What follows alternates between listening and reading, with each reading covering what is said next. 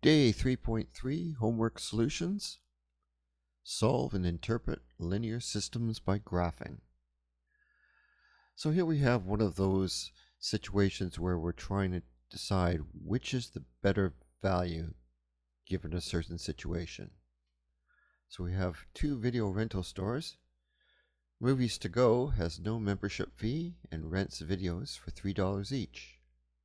Universal Videos has a yearly membership fee of $15 and charges $2 per video.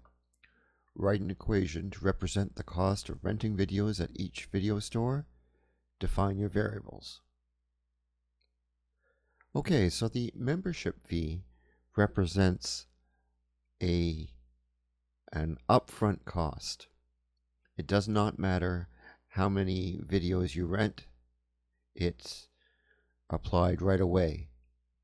It's much the same way as our repairmen who charge money for just showing up at the door. And this value is usually the y-intercept. Well, almost always the y-intercept. Now the each in this case is our slope. So for instance, Movie to Go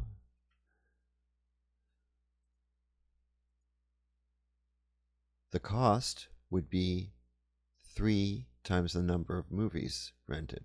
There's no membership fee, and each video costs $3. Universal Videos, they charge $2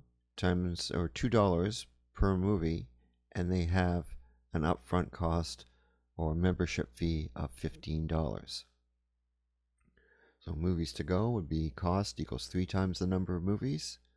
In Universal Videos, the cost would be 2 times the number of movies plus a membership fee of $15. So we can create a table of values for both of these. We're told that we should use x values, or in this case n values, like 0, 5, 10, and 15. And there's our table of values for Universal Videos. Once we have this table of values, we can graph our two equations, and we see that they intersect at 1545. So here, our cost is the y-axis, and the number of videos rented is the x-axis. So what this tells us right here, that where these two lines intersect, the cost of renting videos will be the same. So if you rent 15 videos, it will cost $45 at both of the video stores. And then it asks you, what video store would you choose to rent from and why?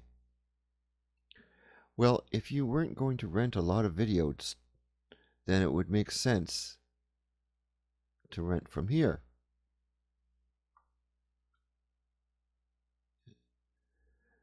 If you intended to rent more than 15 videos, then it would make sense to go to, let's see, which one is this? This is the Universal Videos.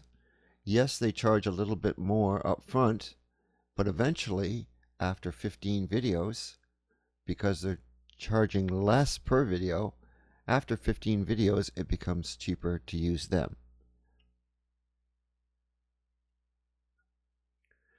Katrina is looking at banquet halls for her parents' anniversary party. Moonlit Hall charges a fixed cost of $1,000 plus $75 per guest. Riverside Hall charges $1,500 up front plus $50 per guest. Let C represent the total cost and N represent the total number of guests. All right, so it's another situation where we have to determine what is going to be the better value for us. So we'll start by writing an equation for the total cost for each hall.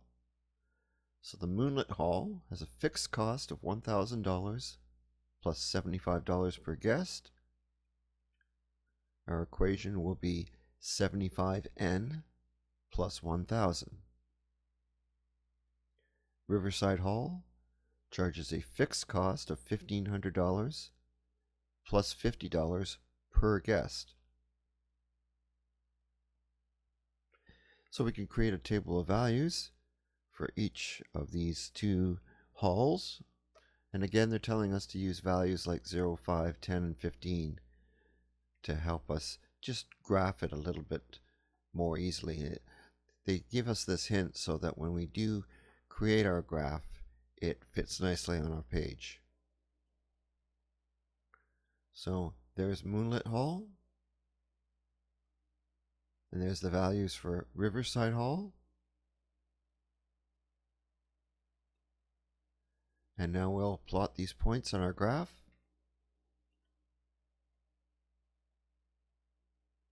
And we do that, we see that the graphs intersect at the point 20, 2,500. So our cost is up here on the y-axis, and our number of guests is along here on the x-axis. So this is telling us that at the point 20, 2,500, the cost of the two halls would be the same. And what this means is that in a situation where we have 20 guests, both of these halls would charge $2,500.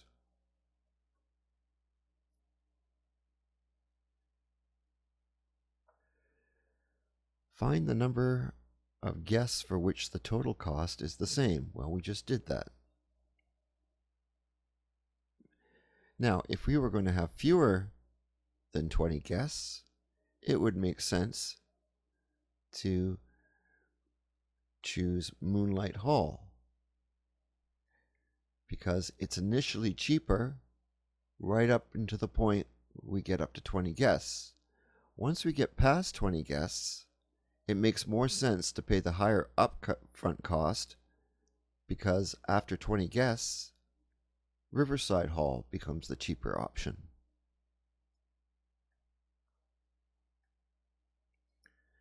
During the winter months, Don uses his pickup truck to clear snow from driveways.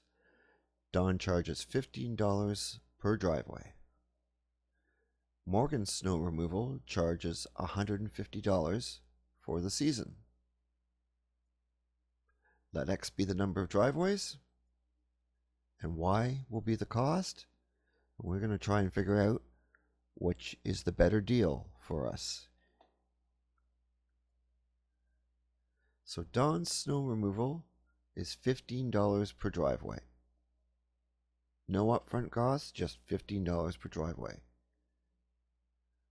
Morgan's snow removal, on the other hand, charges $150 for the season. It doesn't charge anything per driveway, it just charges a flat rate of $150 per season. So we can graph these once we've made our table of values. So for 0 driveways,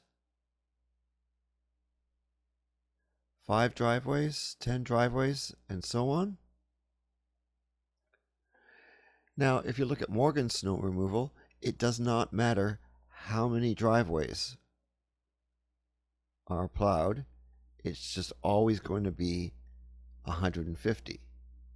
We could have 100 driveways plowed, and it would still be 150. So we'll graph these lines now. And there's the line that represents Morgan's snow removal. Okay. This is the cost. This is the number of driveways plowed. And it does not matter how many driveways are plowed from Morgan's snow removal. It's always going to be 150. Whereas Don's snow removal charges $15 every time a driveway is plowed. So the intersection is 10, 150. And what this means is that after 10 driveways are plowed, it will cost $150 from both of these services. This is where they both are the same cost. Now it says, explain how you would decide who to hire to clear your driveway this winter. Well, if you were only getting your driveway plowed a few times, it would be cheaper to use Dawn's snow removal. But let's imagine that you had a really bad winter and you needed your driveway plowed more than 10 times. As you see, Dawn's snow removal keeps on getting more and more expensive every time you get the driveway plowed, but Morgan's stays the same. So I guess the answer to this question is it would depend how many times you thought you needed to get the driveway plowed. If it was less than 10, go with Dawn. If it's more than 10, Morgan would be your better deal.